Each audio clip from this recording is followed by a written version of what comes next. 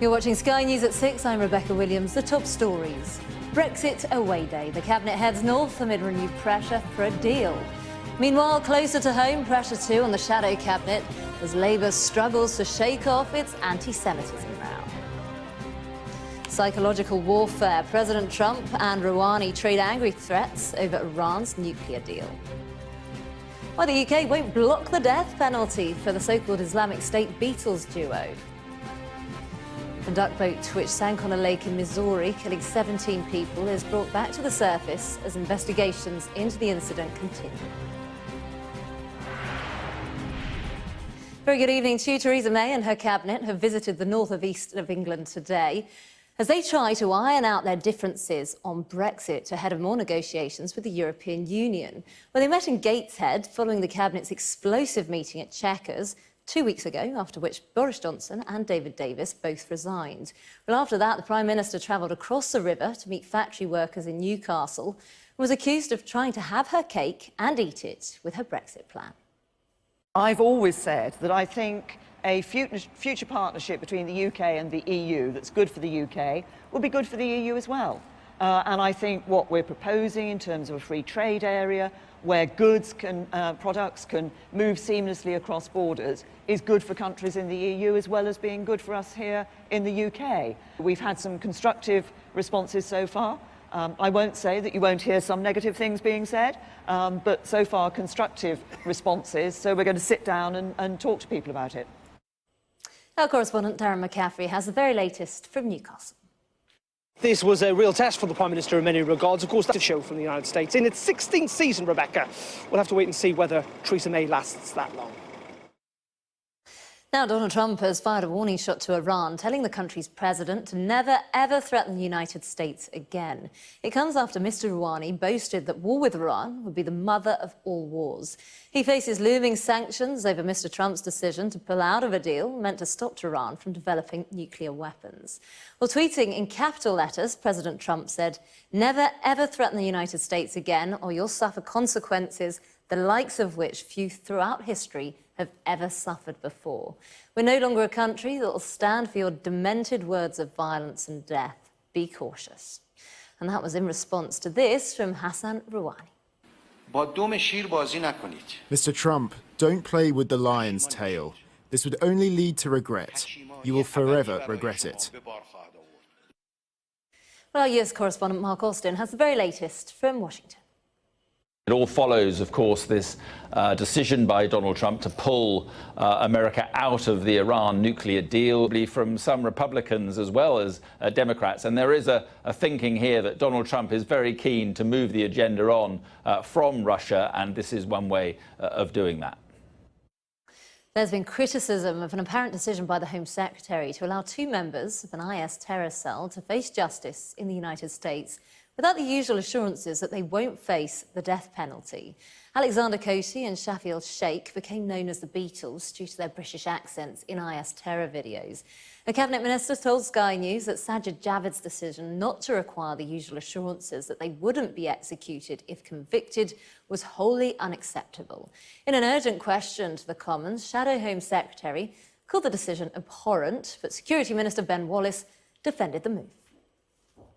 The mother of one of this cell's victims has said she is very against the use of the death penalty. I think, Diane Foley said, you just make them martyrs in their twisted ideology. I would like them held accountable by being sent to prison for the rest of their lives. That would be my preference.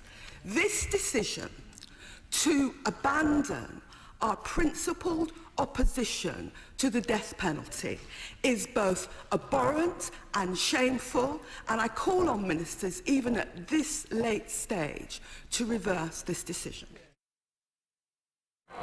Foreign fighters detained in Syria could be released from detention without facing justice.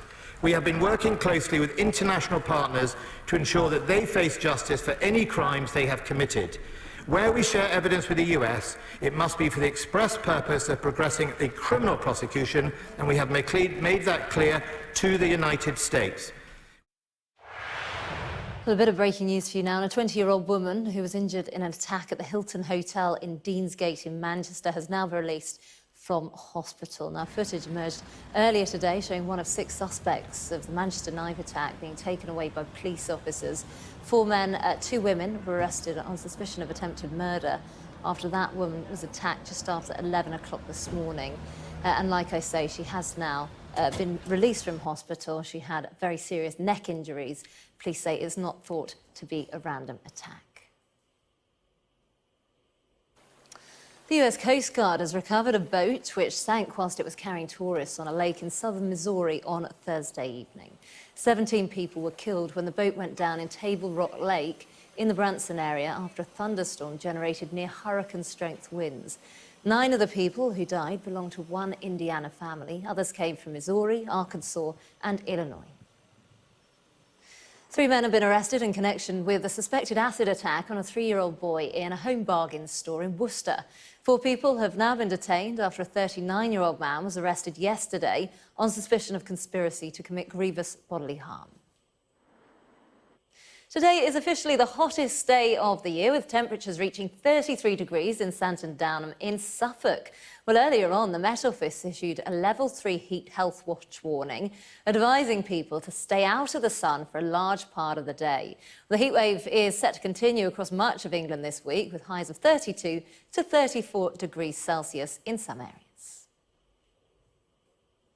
Labour MP Margaret Hodge has called in lawyers after being told she faces disciplinary action over a clash with her party leader over anti-Semitism. Jeremy Corbyn's MPs are meeting this evening. Our chief political correspondent John Craig is there for us. John, this seems like an issue for the Labour Party that they just can't seem to get right. Well, they had a row about this at the Parliamentary Labour Party last week, and guess what? They've just kicked off and they're having a row about it again. You mentioned Margaret Hodge. This is a 6-page letter that her solicitors, Mishcon de Rea, have sent to Jenny Formby, the Labour Party's General Secretary, Corbyn ally, after it was announced that she might face some sort of disciplinary inquiry. That follows a clash with Mr Corbyn last week, when she called him a racist and an anti-Semite, anti-Semitic. So what's happening tonight upstairs in the Parliamentary Labour Party meeting is that they are debating a motion from the Jewish Labour MPs, Louise Ellman and Ruth Smeeth. Now, this is to adopt a formal definition of anti-Semitism, put it into the Labour Party, the PLP Code of Conduct, the rule book, if you like, a definition which its proposers say is the most authoritative definition of anti-Semitism from a group called the International Holocaust Remembrance Alliance. Now, why is this significant? The reason it's significant is because at the Corbyn-dominated NEC, the National Executive of the party, they decided to rip bits out of that definition last week, a much softer definition. So we're likely to end up with a situation where the Labour MPs, the PLP and peers, because there are quite a few peers take this issue very seriously as well, is at odds again with Mr Corbyn's NEC. Now, the latest I'm hearing is that they may not vote on this tonight because the rule book says they have to have a ballot on it. So they're certainly having a debate on it, just started. Margaret Hodge just arrived with the Chief Whip, actually, so they've clearly been having a chat before the meeting, and Ruth Smeeth and Louise Ellman were first into the meeting there, keen to get the debate underway. Well, it's just started at 6 o'clock. OK, John, thank you. An 18-year-old woman and a 10-year-old girl have been confirmed as the 2 victims after a gunman opened fire outside a restaurant in the Canadian city of Toronto. 12 others were also injured following the incident that took place in the Greektown area of the city. The gunman had an exchange of gunfire with police before being shot dead. Let's cross live now to our US correspondent, Hannah Thomas-Peter, who's in our New York studio. Bring us up to date with the very latest, Hannah, because in the last hour or so, there has been a press conference. Yes, from hospital officials and police officers. And that's really the main update to do with the victims of this awful incident. So, male in his 30s, but the police have not confirmed his identity, and they have not yet ruled out terrorism as a motive. OK, Hannah, thank you. You're watching Sky News. Coming up, the British cyclist Chris Froome talks to us about the challenges he's faced in this year's Tour de France.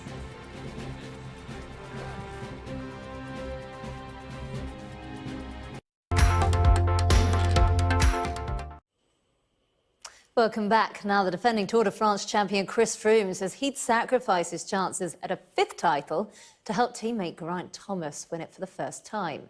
The Team Sky riders sit 1st and 2nd, heading into this week's final of the Tour, with Thomas in front by just 1 minute and 39 seconds. They've been speaking to our correspondent, Enda Brady, who sent this report from the south of France.